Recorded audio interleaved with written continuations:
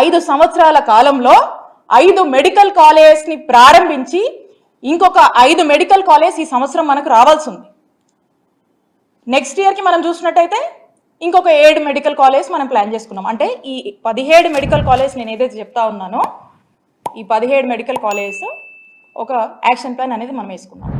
ఏంటి action plan అంటే first ఫేజ్లో ఒక 5 మెడికల్ కాలేజ్ తీసుకురావాలి, సెకండ్ ఫేజ్లో ఇంకొక 5 మెడికల్ కాలేజ్ తీసుకురావాలి, ఆ తర్వాత ఫేజ్లో ఇంకొక 7 మెడికల్ కాలేజ్ తీసుకురావాలి అనేది ఒక యాక్షన్ ప్లాన్ ఫేజ్డ్ మేనర్గా 3 ఫేజెస్ కింద మనం పెట్టుకున్నాం.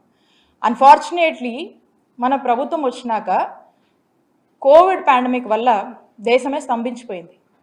అలాంటి పరిస్థితులు ఎదుర్కొని కూడా ప్రజలకు మెరుగైన ఆరోగ్యం ఇవ్వాలి, ప్రజలు ఎప్పుడూ కూడా ఏ రకమైనటువంటి ఆరోగ్య పరిస్థితుల వల్ల ఇబ్బంది పడకూడదు, ఇంకో రాష్ట్రానికి మనం వైద్యం కోసం పోయేటువంటి పరిస్థితి భావితరాలకు రాకూడదు అనేటువంటి ఒక ఆలోచన చేసి మరి అంత కోవిడ్ పాండమిక్ని కూడా మనం ఎదుర్కొని రావాల్సినటువంటి 5 మెడికల్ కాలేజ్ లేట్ అయినప్పటికీ కూడా అవసరమైనటువంటి మేరకు ఖర్చుని అన్ని విధాలుగా కూడా మనం అన్ని రిసోర్సెస్ని కూడా ప్రాపర్గా అక్యుములేట్ చేసుకొని యూటిలైజ్ చేసుకొని మరి చేయాల్సినటువంటి ఖర్చును కూడా చేసి అన్ని విధాలుగా అటు రిక్రూట్మెంట్ అయితేనేమి కన్స్ట్రక్షన్ రిలేటెడ్ అయితేనేమి ప్రతి దాన్ని కూడా మనం జాగ్రత్త చేసుకొని మరి ఈ 5 మెడికల్ కాలేజ్ని తీసుకొచ్చాము.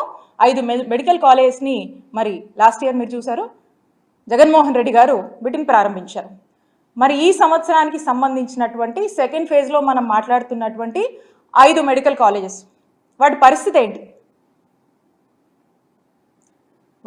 ఏంటి?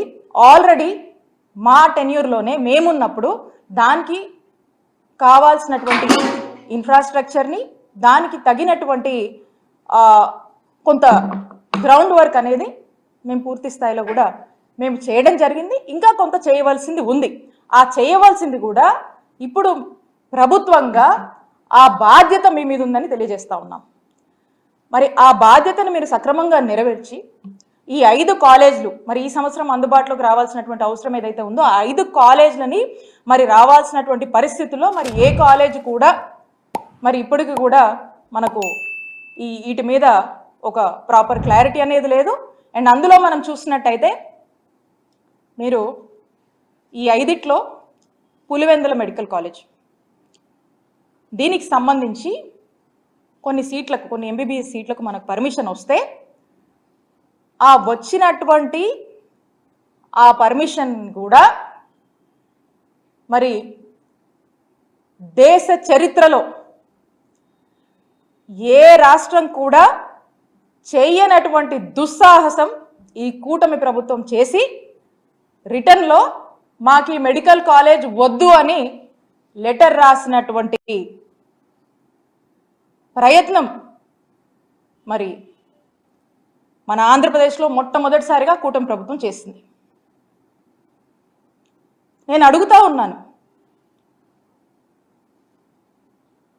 ఒక మెడికల్ కాలేజ్ తేవాలంటేనే ఎంత కష్టమో 100 ఏళ్లకే 11 మెడికల్ కాలేజ్ మనకు ఉన్నటువంటి చరిత్ర మనకు ఉంటే మరి 5 సంవత్సరాల కాలంలో 17 గవర్నమెంట్ మెడికల్ కాలేజ్ తీసుకురావాలనేటువంటి ఒక గొప్ప సంకల్పం జగన్మోహన్ రెడ్డి గారు చేస్తే దాంట్లో 5 సంవత్సరాల్లో 5 మెడికల్ కాలేజ్ తీసుకొచ్చి ఈ సంవత్సరం 5 అందుబాటులోకి రావాల్సినటువంటి పరిస్థితి ఉండగా వచ్చే సంవత్సరానికి 7 కాలేజీలు మళ్ళీ అందుబాటులోకి రావాల్సినటువంటి పరిస్థితి ఉండగా మరి వచ్చినటువంటి ఒక కాలేజ్కి వద్దు అని చెప్పి మీరు రిటర్న్లో లెటర్ రాశారంటే దీన్ని ఏమనుకోవాలి?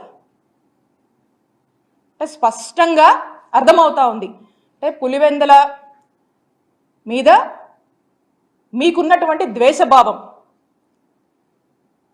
మీకున్నటువంటి రాజకీయ కక్షలతో పులివెందుల మెడికల్ కాలేజ్కి అనుమతులు వస్తే కొన్ని సీట్లకి వద్దని మీరు లెటర్ రాశారంటే ఇది మనకు స్పష్టంగా అర్థమవుతా ఉంది. ఇలానే మనం మొత్తం మీద కూడా చూసినట్టయితే మనకు స్పష్టంగా మొదటి నుంచి కూడా అర్థమవుతా ఉంది. ఏమని? ఈ మెడికల్ కాలేజ్ తీసుకురావాలి, ఈ రాష్ట్రంలో టెరిషరీ కేర్ స్ట్రెంథన్ చేయాలి అనేటువంటి ఆలోచన జగన్మోహన్ రెడ్డి గారు చేశారు. ఈ ఆలోచనని బాధ్యతగా మరి మనం బాధ్యతగా అడుగులు వేసి మనం 5 కాలేజీలు తెచ్చాము, ఇంకా 5 రావాల్సినవి ఉన్నాయి. దీని మీద ఇప్పుడు కూటమి ప్రభుత్వము వాళ్ళు బాధ్యత తీసుకొని దీన్ని ఓన్ చేసుకొని ఈ రాష్ట్రంలో ఉన్నటువంటి ఎంతో మంది మెడికల్ ఎడ్యుకేషన్ చదవాలనుకున్నటువంటి విద్యార్థుల యొక్క ఆలోచనని, విద్యార్థుల యొక్క ఆశయాల్ని ఈరోజు కేవలం జగన్మోహన్ రెడ్డి గారికే ఇవన్నీ మనం అమలు చేస్తే పేరు వస్తుందనే దానికోసము ఈరోజు వాళ్ళ ఆశయాలను బలి చేస్తూ ఈ కూటమి ప్రభుత్వం అడుగులు ముందుకు వేస్తుందని తెలియజేస్తున్నాను. వాట్ నాన్ సెన్స్, ఏంటి తమాషగా ఉంది. ఇన్నింటి వాస్తవాలు లెక్క పెట్టుకుంటూ రాజకీయం కోసం అసహ్యమైన రాజకీయాలు చేస్తారా మీరు? కక్కుర్తి రాజకీయాలు పడతారా మీరు? మాట్లాడేవాళ్ళు లేరని మీ ఇష్ట ప్రకారం మాట్లాడతారా? విషం కక్కుతారా? ఎందుకంటే విషం కక్కడం? విశాఖపట్నం ఉదేమైంది? పులివెందుల్లో పెడితే ఏమవుతుంది? తిరుపతికి ఫ్లడ్ రాలేదా? ఏ సిటీ సేఫ్? ఏ సిటీ సేఫ్? నెల్లూరు రాలా? What are you talking? Krishna Godavari ఎక్కడుంది? రాజమండ్రి ఎక్కడున్నాయి? కర్నూలు ఎక్కడుంది? మోస్ట్ అప్పర్ రీచ్లో ఉండే కర్నూలు ఏమైంది? కర్నూలు కొట్టుకుని పోయే పరిస్థితి లేదా? బుద్ధి జ్ఞానం ఉండాలి మాట్లాడాలంటే.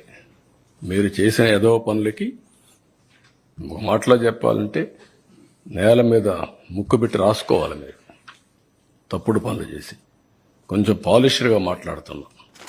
పాలిష్డ్గా మాట్లాడితే వాళ్ళకి ఎక్కని వాళ్ళకి ఏం చేయాలో కూడా చేసి చూపించాల్సిన అవసరం ఉంది. అదే జరుగుతుంది రేపు. మొన్న చూశారు మీరు, అక్కడ పోతే వీళ్ళని ఏం చేశారు? అదే జరగాలి ఈ రాష్ట్రంలో. కనీసం దిగారంటే మీరు నీళ్లలో. ఈస్ట్ గోదావరి జిల్లాకు పోతే రోడ్డు మీద తిరిగి మీరు వస్తే మీకు బాధలు తెలుస్తాయండి. మీకు నీళ్లలో దిగనవాడు, బురదలో దిగేదానికి నీకు ఆలోచన చేసేవాడు నువ్వు ప్రజాసేవ పనికొస్తావు నువ్వు అంటే ఏమనుకుంటున్నారు మీరు?